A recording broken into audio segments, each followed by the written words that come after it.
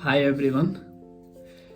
जैसे मूवीज़ में दिखाया जाता है या बताया जाता है या बचपन में हमने कहानियाँ ये भी सुना होगा कि मदर का ही ब्लड फीटस के सर्कुलेशन में आता है। लेकिन साइंस का ये मानना है, साइंस ये कहती है कि मदर का जो ब्लड होता है वो फीटल से कभी भी मैच नहीं करता है। अगर मदर का ब्लड फीटस से मैच कर जाए तो बच्चे का वहाँ जीने का चांस बहुत घट जाता है। क्योंकि अगर किसी पेशेंट है, कोई प्रेग्नेंट महिला है और उसके अंदर मान लीजिए पॉजिटिव ब्लड है और अगर फीटस जो आने वाला है और उसके अंदर नेगेटिव ब्लड है तो फीटस का वहाँ डेथ हो जाता है, वहाँ पे हिमोलाइसिस होना स्टार्ट हो जाता है। मदर का जो शरीर में इम्यून सिस्टम है वो फीटस के अगेंस्ट ही अटैक करना स्टार्ट कर देता है। आज के इस वीडियो में हम बात करने वाले हैं RH इनकम्पैटिबिलिटी के बारे में। एक वैसा कंडीशन कि फीटस का ब्लड मदर के सर्कुलेशन में अगर चला जाता है तो मदर के अंदर मदर का इम्यून सिस्टम उसके अगेंस्ट में एंटीबॉडीज बनाना स्टार्ट कर देता है और फीटस का वहाँ पे ब्लड को हिमोलाइसिस करना स्टार्ट कर देता है, फीटस के ब्लड को मारना शुरू कर देता है, जिसकी वजह से फीटस का डेथ भी होने का रिस्क हो सकता है। तो मैं हूँ डॉक्टर एहसानुल्लाह, बिहार वेस्ट चंपारण से।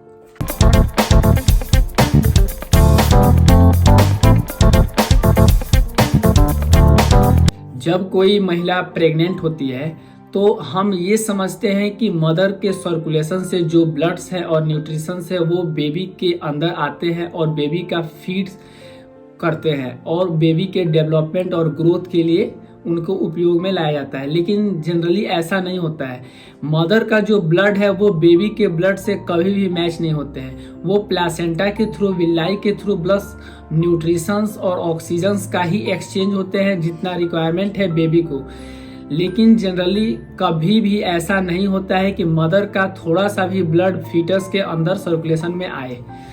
तो यहाँ पे जब मदर पूरा ऑलरेडी प्रेग्नेंट रहती है और जब उसका डिलीवरी का टाइम होता है और जब बच्चे को जन्म देती है तो उस वक्त फीटस के अंदर से थोड़ा सा ब्लड मदर के सर्कुलेशन में चला जाता है और वो ब्लड जब फीटस से निकलता है, जब डिलीवरी के टाइम में जब मदर के अंदर हेमोरेजेस आते हैं, ब्लड का लॉस होना स्टार्ट होता है, उस वक्त थोड़ा सा नेगेटिव प्रेशर की वजह से मदर के सर्कुलेशन में चले जाते हैं और फिर वहाँ से मदर के पूरे सर्कुलेशन में जाने के बाद मदर का खुद का बॉडी ही उस के अगेंस्ट उसका इम्यून सिस्टम एक्टिव होता है और वहाँ से एंटीबॉडीज बनाना स्टार्ट कर देता है।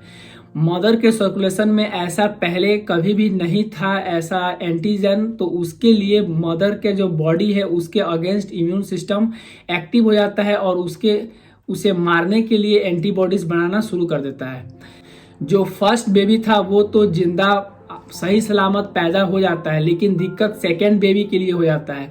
अगर कोई फीमेल फिर से प्रेग्नेंट होती है और वहाँ पे मदर के सर्कुलेशन में मदर का इम्यून सिस्टम उस बेबी के अगेंस्ट एंटीबॉडीज बनाकर ऑलरेडी तैयार रखती है, तो जब भी बच्चा फिर पैदा होने वाला होता है तो उस वक्त मदर के जो इम्यून सिस्टम है बेबी के ऊपर अटैक कर देते हैं और वहाँ से बहुत सीवियर हिमोलाइसिस हो जाता है।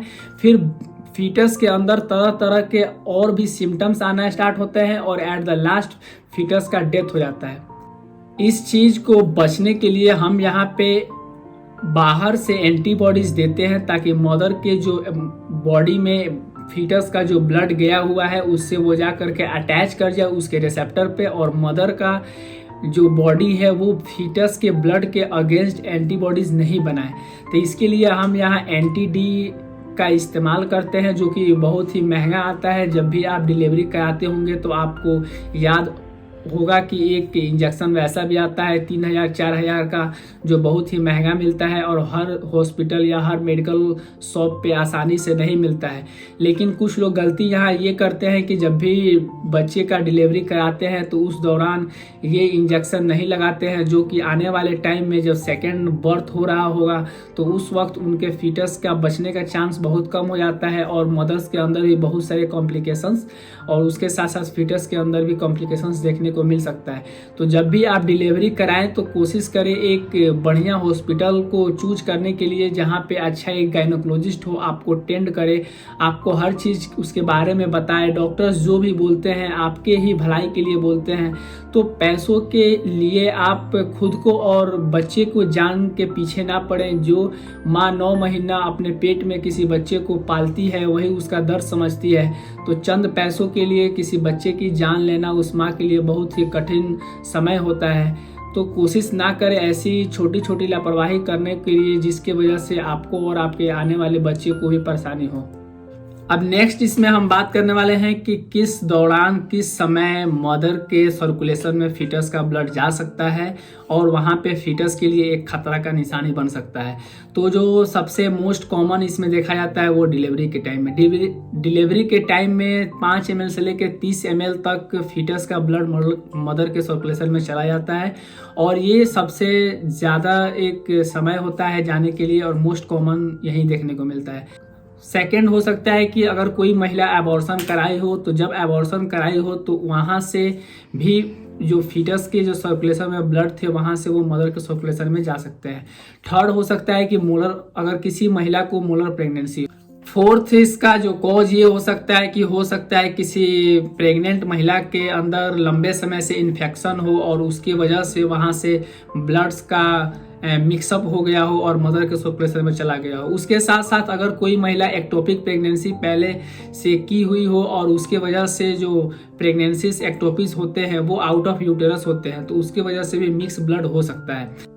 ये जो RH इनकम्पेटिबिलिटी होते हैं तो इसके अंदर फीटस के अंदर कुछ सिम्टम्स आते हैं जिसकी वजह से मोस्ट कॉमन फर्स्ट जो डिलीवरी होता है वो तो सेफ हो जाता है, लेकिन सेकेंड डिलीवरी में बेबी का डेथ हो जाता है। और तो बेबी के अंदर जो मोस्ट कॉमन जो सिम्टम्स आते हैं वो होता है ब्लड का हीमोलिसिस। जो फीटस के अंदर जो RBCs हैं और मदर के जो एंटीबॉडीज आते हैं वो बेबी के RBC पे अटैक करते हैं और वहाँ से बेबी का RBC टूटना स्टार्ट हो जाता है, हीमोलाइसिस हो जाता है।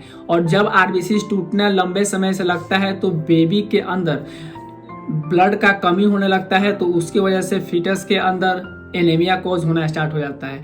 इसी के साथ साथ लीवर भी सही तरह से काम नहीं कर पाता है, उसके वजह से बेबी के अंदर जॉन्डिस भी देखने को मोस्ट कॉमन कॉज मिलता है।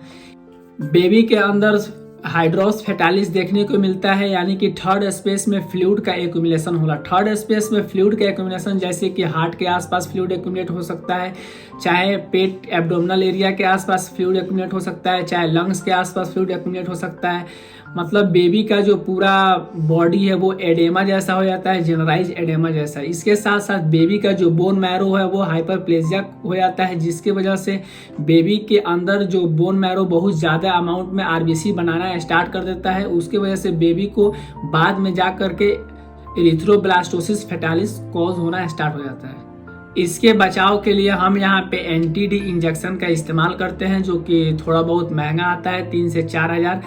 हर गर्भवती महिला को चाहिए कि ये इंजेक्शन डिलीवरी के बाद लगवाए। इसका जो बेस्ट टाइम होता है इंजेक्शन लगाने के, डिलीवरी के 3 दिन के अंदर में अगर लगाया जाए तो एक अच्छा रिजल्ट आता है। लेकिन अगर कोई महिला का जो घर है वो बहुत दूर है, हॉस्पिटल उससे बहुत दूर है और वो समय पे नहीं आ सकती है, तो फिर भी वो कोशिश करे कि जल्दी, जितना जल्दी हो सके उतना जल्दी लगा ले, फिर भी उसका असर कुछ ना कुछ मिलता ही है। लेकिन सबसे जो बेस्ट टाइम होता है वो 3 दिन के अंदर में अगर इंजेक्शन लगाया जाए, तो अगर मदर के सर्कुलेशन में फीटस का 30 ml तक ब्लड जा रहा है तो वो वहाँ पे नष्ट हो जाता है। तो मदर का जो इम्यून सिस्टम है वो बेबी के अगेंस्ट एंटीबॉडीज नहीं बनाता है, तो सेकंड जो बच्चे आने वाले होंगे तो वो भी सेफ पैदा होंगे, उनके अंदर भी कोई दिक्कत देखने को नहीं मिलेगा।